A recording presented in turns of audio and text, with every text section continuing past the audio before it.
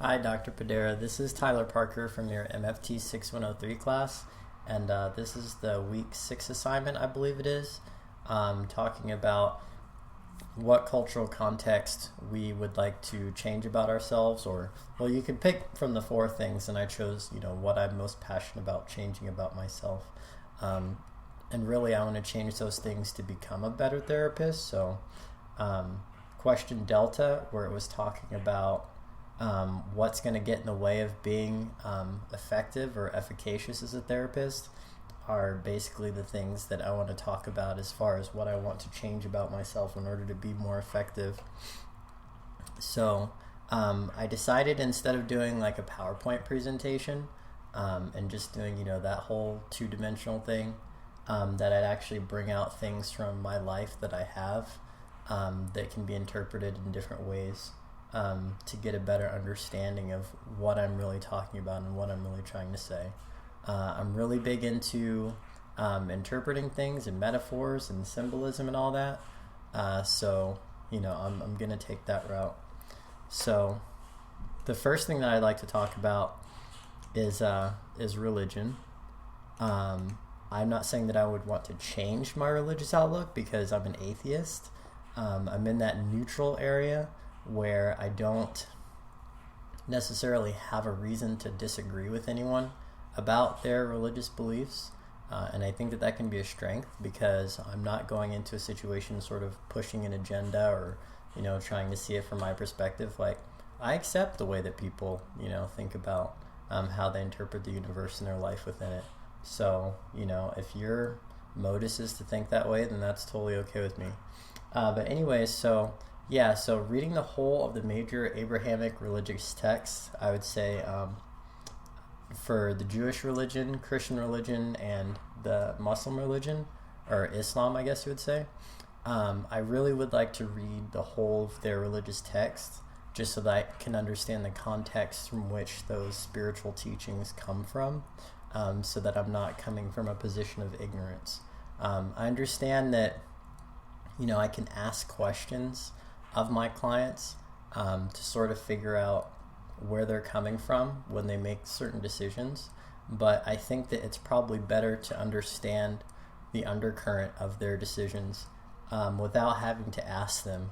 And if they are religious, you kind of are on pace with their frame of thought, their frame of reference, so you can save a lot of time. You don't have to ask them about, oh, well, specifically, why do you think that your wife needs to stay at home all the time? Like, if I can point to that religious text within my own mind, then I could be like, oh, well, this is probably where he's getting it from, so maybe there's a solution set that's within the understanding and the context, the religious context that he already has, or she already has, to help them. So basically, I want to do this because it affects therapy and my perspective, my logic base, in the context of the therapeutic dialogue, may shift into religious sentiment on the part of the client. And if it does, I don't want to be lost. I don't want to feel like out of place. So I definitely want to be educated. So I have the Bible here. Well, this isn't quite the Bible, but this is like Bible stories or whatever. But to be clear, like, I don't want to just read this and think that I know everything. Like, no, like, this is just what I have, currently available to me. And I wanted to share a small portion of it. It's talking about the Tower of Babel, which it looks like it's in Genesis. What is that, chapter 11? And so I think that this story is really pertinent, because as people of different cultures try and relate to one another, they sort of don't see things the same way, because they're coming from different perspectives. And that's exactly what the story of the Tower of Babel is about. So it was a long time ago, after the Great Flood. There were more people on earth than ever before. They were like a big family. They all spoke the same language. The people went east to the land of Babylon. They had an idea. Let's make a city here. In the city, we'll build a tower that will go up to heaven. We will do it all by ourselves. The people used bricks and tar. Every day, their tower grew taller and taller. So then it's got some nice pictures there. Really cool, really keen. God came down to see the city and the tower the people were building. It was a grand tower, but something was wrong. The people were working only for themselves. God had to show them that they would always need his help to succeed. So God gave every person a different language. Now, instead of one word, there were hundreds of different ways to say the same thing. No one could understand anyone else. The people could not work together anymore. They stopped building the city. The big family split apart, and the people settled into different parts of the earth. That is a philosophical mouthful when it comes to like cultural competency and understanding where cultures fit in within the context of humankind, and how we all come from different perspectives, and although we might have similar sources or the same sources in which we draw things from and the conclusions that we draw from, essentially it's the interpretations or the manners in expressing or communicating or understanding those things within the context of our specific culture that causes us to see things differently. Even though we all breathe, we all eat, we all have families, we see those things differently depending on the context that we come from. I also have, this is called Bucky's Big Blue Book. It's a complete guide to witchcraft. It's basically for like beginners, like people to sort of understand like what the religion is. But I wanted to share a little bit of that. Okay, so again, this is Bucky's Big Blue Book. Today, there are Wicca chaplains in the Department of Corrections in many states and Wicca priests and priestesses doing work in hospitals and elsewhere. Wicca is recognized federally, and thanks in large part to the efforts of Selna Fox of Circle Sanctuary and the Lady Liberty League, the pentagram, generally accepted symbol of Wicca, is now one of the approved religious symbols for use on military graves. Witches are members of national and international religious conferences. The United States Army's requirements and practices of certain selected groups. A handbook for chaplain includes Wicca as one of the non-traditional religious groups. So, just like we've been learning about people from different cultures, especially religions, it's important to be able to dive into those different perceptual systems, because in that way you're able to get a broader perspective. You're able to sort of shift where you are as you look at the world and you look at existence, to be able to understand things from a different perspective so that you can relate to people better. But also, as you're looking at something, when you change your perspective, sometimes you can see around corners that you couldn't see before. So, for example, in Abrahamic religions, you have your, monotheistic religion systems, and it's based on that. And it's sort of like a scorecard that you have to decide whether you go to heaven or hell or whatever.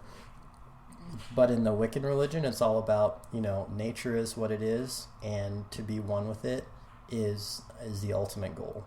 And whatever witchcraft or spells that you cast, you should only do that, one, if it's necessary, and two, if it doesn't harm anything or anyone. So in that way, it's more of like a naturalistic religion, sort of along the lines of like what I guess Native Americans as a whole practice. And that's another thing I want to talk about, is generalizations, but they do have that same sort of mentality when it comes to that. So that's the very first thing that I'd like to change about myself, is to be a lot more educated about that. The second thing I want to talk about is taking the time and extra effort to be concise in my statements about groups or people, to avoid generalizing across strata. So that's something that I've been guilty of in life, and guilty of in assignments, and you pointed that out very keenly in my last assignment. It's really hard because, language itself is pretty ambiguous, and it relies on a shared unspoken context between the speaker and the listener. So if you're not very precise and with your language, then the things that you say can be taken in so many different ways, in so many different contexts, depending on what that person is thinking inside their head as they're receiving the message that you're providing. So definitely you've got to qualify your statements. You've got to speak as specifically as possible when talking about certain subsections of the population, or talking about certain people, but it's just very, very, very difficult to do. And I think that it's an admirable goal to have, but it's almost impossible to do that. I think because we kind of need this ambiguous language system that we have. But anyways, yeah, so in the therapeutic context, I want to get away from that. So yeah, as a way to construct thought and deliberate precision of the targets of language can change the context of conversation or understanding. So if I'm talking to someone in a therapeutic session and, I make a statement about, maybe we're talking about social justice or something like that. But if the person doesn't conceive of that concept the same way that I do, then there's probably going to be a big misunderstanding in what I'm trying to say, or my message won't be received the way that I would like to as I deliver it. So what I have to show for that, this is mental floss. Okay, so I think that being concise in your language is a great way to to keep up with your mental hygiene and ensure that the things that you're saying and the things that you're doing are as precise as they can be in order to be clear about your message delivery, and so that things don't get kind of muddled or misunderstood. The third thing I want to talk about is shutting down thoughtful reflectiveness when I become emotional or angry. So within the therapeutic context, this is to ensure my fullest faculties are dedicated to my decision making and therapeutic delivery. This is pretty big. It's actually something that I had to deal with today, as a matter of fact, because, quick story, like I was driving down the street with my wife, and she likes to look at Christmas lights or whatever. And so we're driving, and this kid runs out in the middle of the street, and is looking at my car like that, right? Like, stop. And I'm like, okay. And I'm looking behind me, and I'm thinking, am I going to get jumped? Like, what's going on here, right? Well, the kid just sat there, so I told him to move or whatever, and he didn't move, and I flashed my lights at him, and I'm starting to get angry. Because I'm like, what does this kid want? Like, what is he doing? Is he just being stupid? He needs to get out of the middle of the street. But I maintained my composure. I made my car go forward a little bit so that he would get the point, and I shoot him away again. And eventually, he left. He ran away or whatever. But I saw this little girl, and she was like, hey, like laughing or whatever, He was a middle school kid, and I'm very soon to be a middle school English teacher, so that's going to be the population I'm going to work with. But what I need to remember, and what I've just been reading about and seeing, is that you have to maintain your composure. You can't get frustrated. You can't get flustered. Especially when somebody's doing something or saying something that, you find offensive or hurtful. It's important not to react emotionally to it, or else you could sort of lose the legitimacy that you have a little bit. You might not be seen as professional as you could be if you had maintained your composure. So I have two things for that. I have these stress balls that my dad got for me a long time ago when he went to Korea. He was in the Air Force, and he was stationed in Korea. I think he was gone for like a year. But I remember, he brought these back for me, and my hands were a lot smaller then. So, these are super tiny, but there's some bigger ones that you can get. But basically it's just to maintain your calm, so that you're not freaking out. The second thing that I have for that is one of my favorite books, Neurobiology Essentials for Clinicians, What Every Therapist Needs to Know. It's a great book. And I just wanted to quickly touch on the section that talks about emotional reactivity, because that's something that, if you're a human being, you have to worry about and take into consideration in the therapeutic context. So this is really like just a breakdown of the guidelines of what the author is talking about. And I'll read that really quick. So, types of affect regulation in response to external or internal event. Event, either internal or external, leads to a physical bodily reaction, leading to representation by brain of affect, emotion, or feeling. Possible outcomes to events if reaction exceeds brain's window of tolerance, all leading to some type of affect regulation.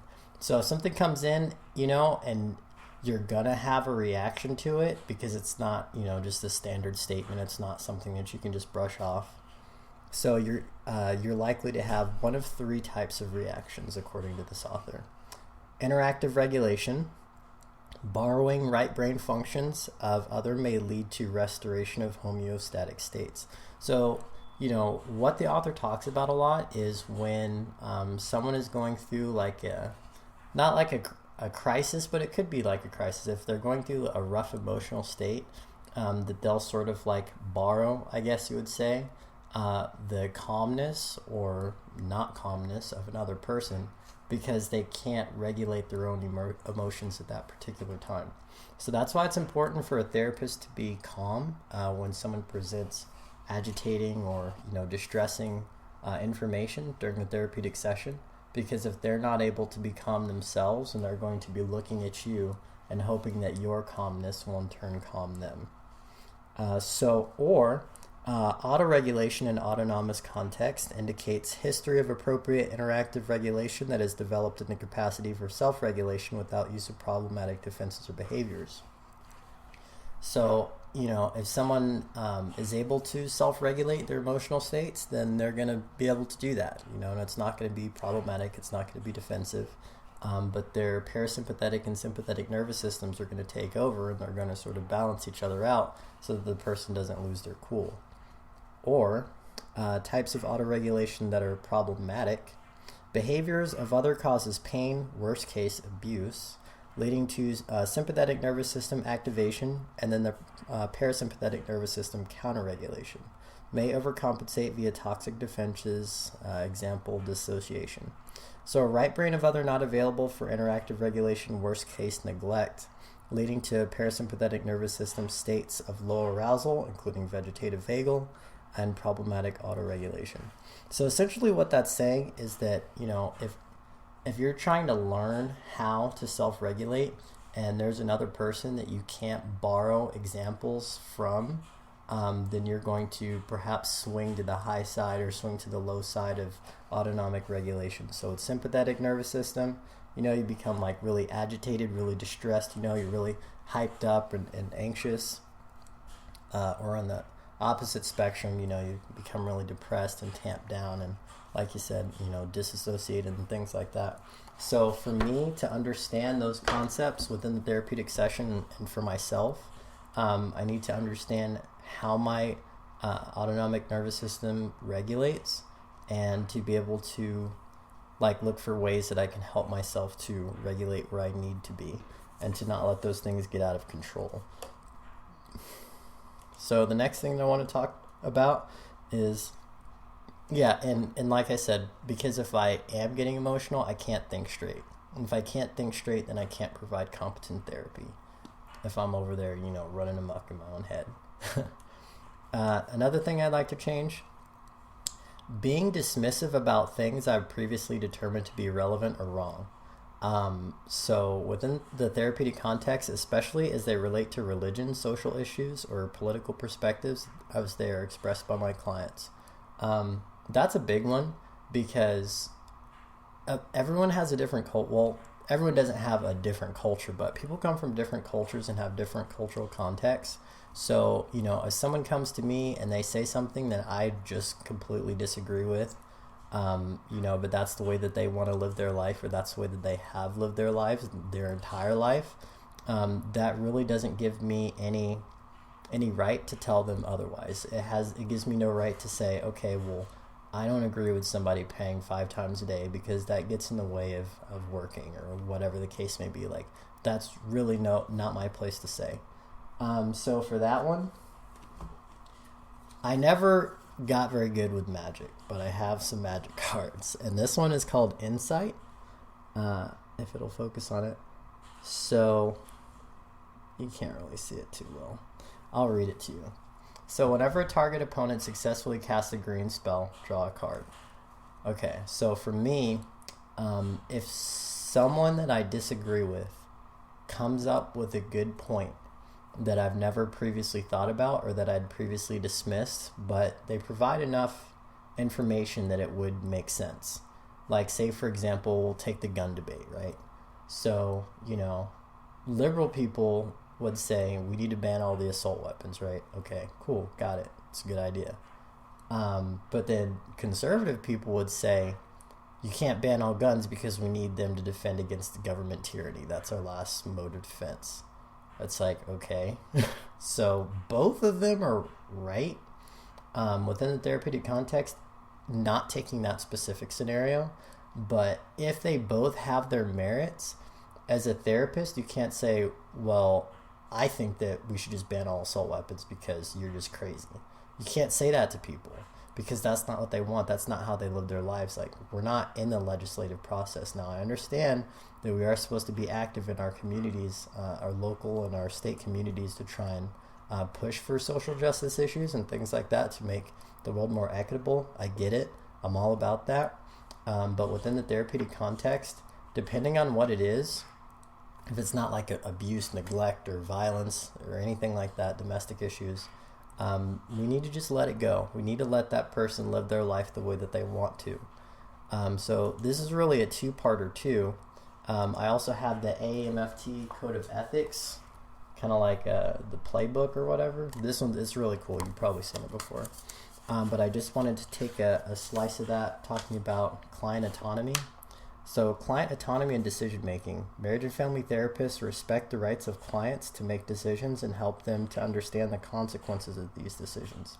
Therapists clearly advise clients that clients have the responsibility to make decisions regarding relationships such as cohabitation, marriage, divorce, separation, reconciliation, custody, and visitation. So, it's not what we want, it's what the client wants. And so for me, if I think that, I'm so against divorce, person should never do it. If that's what they want to do, I can try and help them save the marriage only if they want to. But if they truly want to get a divorce, it's not my place to say that you shouldn't at all. Another thing, spending more time out in the real world, seeing things for myself rather than relying on the reports of others. That's pretty big, okay? Within the therapeutic context, when confronted with a client for whom I have minimal exposure to, I want to ensure I'm coming with a bigger picture than what I've seen on a screen, basically from the media. So for that, I decided to find a camera, right? Because I think that, the more time that I spend out in the world and the more things that I see, the broader my perspective that I can bring to the therapeutic experience. If a person's from a different culture, if I have not seen that culture on, TV or in a movie or whatever, or even sometimes seen it in a book, but if I've actually gone out into the community and looked inside and looked behind the lessons that can be taught from books, the stereotypes that are displayed in movies, if I can look beyond that and see the person, the better off I'll be as a therapist, and the better off my clients will be too, because they'll be a lot more responsible in that regard. So, yeah, I'm choosing a camera because I need to look with my own lens. I need to go out in the world and take pictures from my perspective, because if I'm relying on the perspectives of other people, then there's a very good chance it's going to be extremely biased, and not a bias that I came up with on my own, a bias that I have been provided by, which I think is probably the worst. At least if it's a bias of your own creation, you have evidence for it, however flimsy that might be. But if you're just living life based on the biases and stereotypes that have been given to you, what kind of unexamined life is that? Anyways, learning the language of America's foes or frenemies so I can consume their media without a cultural filter and witness their experiences in vivo. So in the therapeutic context, perceiving the media and thought processes of a culture our culture has conditioned us to distrust will assist me in recognizing people for who they truly are, not for what I've been told that they are. So I have a picture for this one. CCCP, I wish I could remember what it stands for. Basically, the USSR. So, low key, I kind of have a crush on the Soviet Union. I don't know, I know that's kind of weird or whatever, but it's just one of my favorite societies and cultures of history. I love their Soviet era pop music. I have a Mosin Nagant rifle. I'm so all about it. Don't really like Putin that much, but just Russian culture. But anyways, I think that the media and the government sometimes they sort of provide us with a template for how to hate or how to misperceive or how to like put even the cultures that we're enemies with in a box, so that we don't think about them too much. And I did a lot of writing about that when I was in my undergrad studies. I took Middle Eastern culture and society, and man, that just really opened my mind up, to see that we're just provided these images of people, and we're told, hate this person, don't associate with that person. We should bomb these people because da da da da. And then you get the whole country behind people to make those sorts of decisions, and it's just completely wrong. So what I would like is not to have a filtered, watered down version of another culture. I really want to learn a language like Chinese or Russian or Arabic so that I can consume their media from their perspective and see for myself, like, okay, well, what are they saying about themselves? What are they saying about us? Not filtered through like subtitled text or whatever, but to actually listen as it's coming out what they're saying, not as a spy or anything, but just to like understand their culture from their perspective. Because I would hope that someone in China doesn't think that we're all just like, evil out to get them or whatever. I hope that they would like watch The Big Bang Theory and see that we have, a humorous side to us too. Because that's really important, the cross exchange of media and entertainment across the globe, because it builds a bigger picture of cultures. Like Korean pop, for example. I don't know what they're saying, but I know, I have a better picture of what a Korean person is than I did 20 years ago. Because 20 years ago, I thought they were all like mean or they all just stuck together, but it's not like that at all. Those are just the images that are portrayed in the media. Like, that's so bad. But anyways, yeah, so that's why I want to learn a language of someone that we're conditioned to hate, essentially. Okay, so wanting to share what I'm thinking or experiencing with others rather than collecting more information about their experiences. That's what I want to change about myself. Where was I? Oh yeah, so how that's important for the therapeutic context is because getting to know and understand other people is the primary goal of the therapist, not to understand who he or she is. I need to get away from that. So, I've noticed in my life it's really easy for me to, talk about the experiences that I'm going through, or what my perspectives are, or here's what I did to accomplish, what I did. That doesn't really work, getting people to change from where they are. You really have got to like get in where they are and see the world through the client's eyes in order for you to even see what the terrain looks like and to decide where you should go or how things really are for this person. So getting outside of myself and getting away from talking about myself is so crucial if I'm going to be an effective therapist, because if someone is having a problem about like, oh, school's really hard, like, what am I going to do, share stories about how I got over school being hard? No, what I need to do is inquire about, okay, what exactly is it that's hard about school for you right now? Have you ever gotten through a situation that was the same? Like, what did you do a time that you didn't fail? Stuff like that. And especially so because it also depends on the culture that the person is coming from. If a person's coming from a collective culture and, ours is just like religiously individualist, okay? Like, so, if someone like a college student is coming in and they're saying like, I'm having a hard time with school and my parents really want me to do it, but I don't want to do it. Like, if I tell them like, screw what your parents say, do what you want to do because that's what's going to make you happy. Like, that is really culturally insensitive, especially if, the person is not acculturated to the individualist Western perspective that we have about goals and achievements and, moving away from the nuclear family and all that kind of stuff. Like, I need to understand that. And so, sometimes sharing those stories can really isolate them from not only me, but maybe the rest of the culture, because they'll be like, man, they really just don't understand that I love my parents and I need to make them happy. And that's so crucial. So yeah, I definitely want to change that about myself. I also like to change escaping that feeling of community disconnectedness when I'm out in the world. In the therapeutic context, I have to feel like I make an impact in my community and in the lives of people around me to be motivated to even do this job.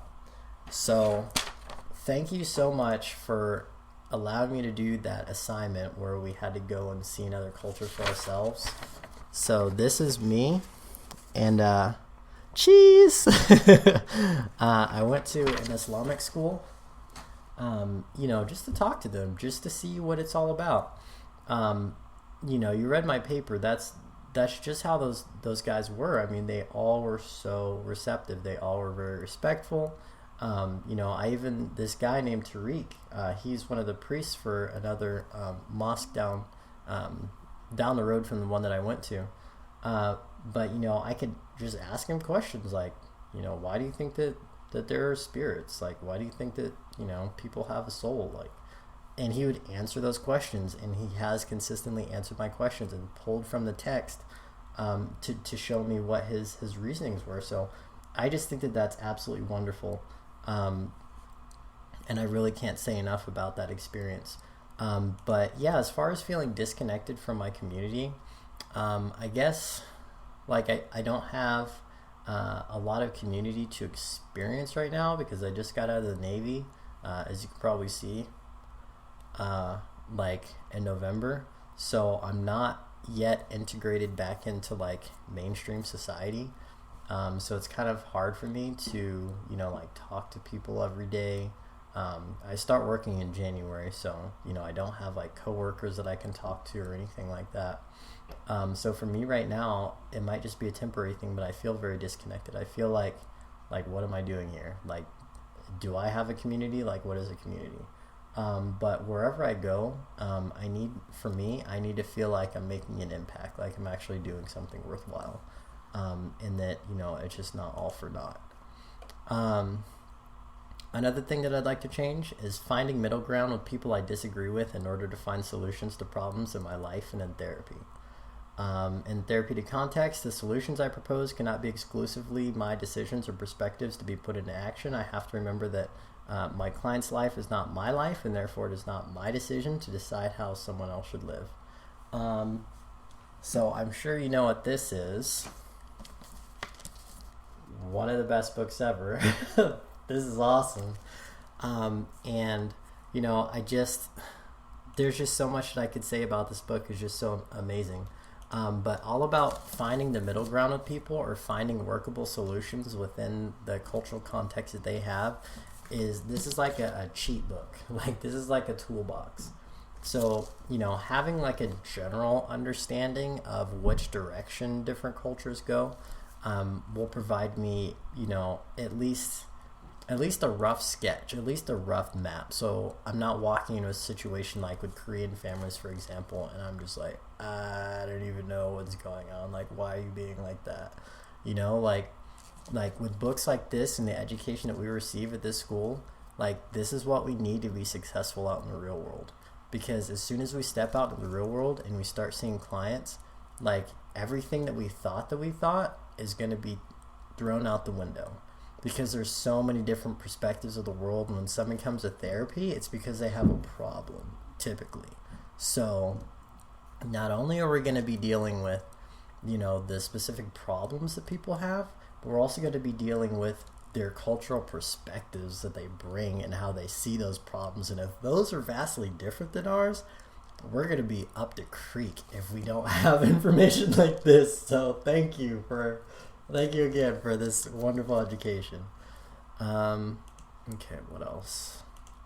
So for the last one, I really want to change not succumbing to the feelings of hopelessness when things get dark without having to self-talk or save face when confronted with the darkness. So in the therapeutic context, being authentically optimistic is a real goal of mine, but I don't think it's quite possible without being blind, and I'm not sure how much I can gain clinically from being perpetually optimistic. From where I am in my life, I can see the merit in it, but I'm not sure it will actually help my clients. So partially, and I have this statue. I've had it for a really, really long time, but this is pretty much just me, just thinking, kind of, kind of melancholy a little bit. Not sad, but I've definitely got a lot on my mind, especially when things don't go so well. But I have seen people that are like, I would say blindly optimistic. There was a guy on the ship, and we were in the galley together. The galley's where we eat and stuff like that. But I was just like questioning him for like maybe 30-45 minutes, because he's always like, every day is just a great day. And I'm like, seriously? Like, okay, here's your day, right? Like, not every day is going to be up here, or not every day is going to be the same. Some days are going to be up here, some days are going to be down here. Not every day is going to be an awesome day, and he just disagreed. Every corner, every turn, everything that I said, he just was like, nope, nope, nope, nope. For me, that's completely unrealistic. Okay, like, there's no way that every day is the best day ever. Like, it's really impossible. It doesn't make any sense logically. But at the same time, like, you've got to be optimistic, especially when things get really bad.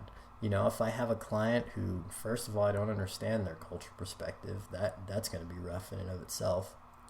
But if they're having a problem and I'm just kind of stuck, and they're kind of stuck, what are we going to do? Are we just going to sit in the darkness together?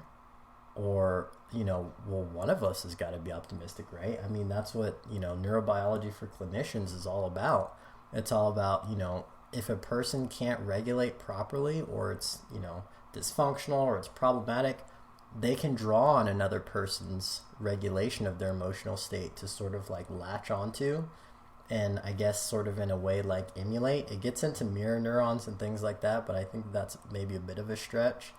And it's not like super, super accurate in that regard. But, I can see that like a mark of a good leader is someone who keeps their head when everyone else is losing theirs. And that's a pretty critical point. So, for me to be optimistic in times of darkness, for me to not have to like go back and think about, okay, like, I need to be optimistic about this. What am I going to say to myself? Like, am I going to make something up and just be like, oh, every day's awesome? No, it's okay. Like, I know your wife just died, but look on the bright side. Like, okay. It's not like that. So, like, finding the right degree of optimism and getting it to a point where it's natural, that I don't need to fake the funk, I guess, is pretty important to me. So yeah, those are the 10 things that I want to discuss in terms of culturally what I want to change about myself and what I'm most enthusiastic about changing. And I really am, like, I truly am, like, very enthusiastic about changing those things about myself. It's going to make me a better therapist, and it's going to make me a better person. So I hope that kind of gives you insight into who I am and what, how I interpret this assignment, because it was kind of gave you a lot of leeway. So, but I'm not into that 2D PowerPoint thing. I'd rather share and talk and things like that. But anyways, yes.